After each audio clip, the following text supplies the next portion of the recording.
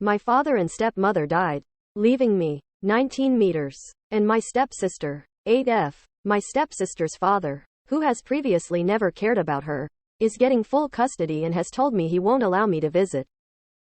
Is there anything I can do? Hi, so my life is falling apart. As the title says, a few weeks ago my father and my stepmother were killed in a car accident.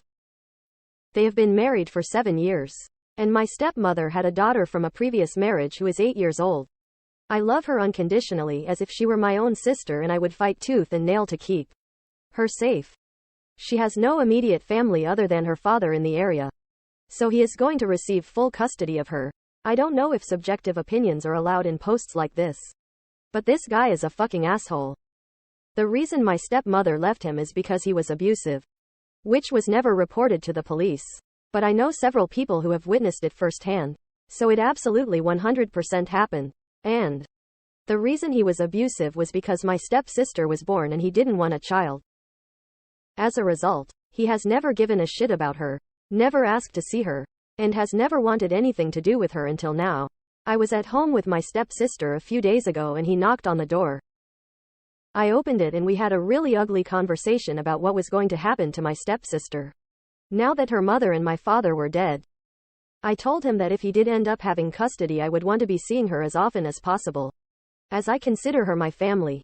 He told me, verbatim, "That's not gonna happen, son. I don't want my daughter spending time with half-caste blood."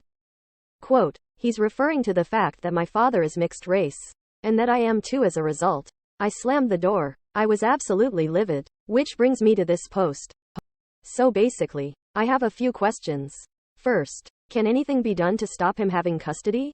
There are no police reports about his abuse, and his criminal record is clean by all the research I have completed. Third, at the very least, could I contend in a court that I have visiting rights to her? I'm not actually related to her, so I'm not sure what the standing is there. Third, if it's not possible to force allowed visits, is there any way I can straight up adopt my stepsister?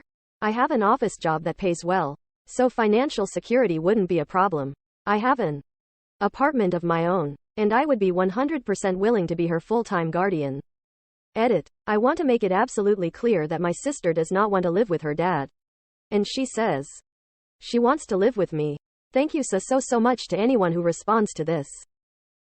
I'm at my wit's end and I will do literally anything to keep my stepsister close to me. And I don't care about the cost. Update. So after one of the most stressful months of my life, I can happily tell you all that I got custody of my stepsister. I did as many of you suggested and got a family lawyer who was one of the most kind and helpful people I've ever met in my life.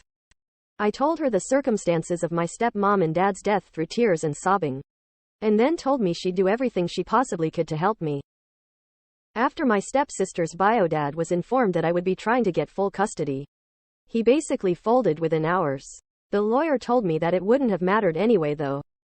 She said that because he hadn't visited her for such an extended period of time that it was considered abandonment in the eyes of the law, and the likelihood of him specifically getting custody was unlikely because of this.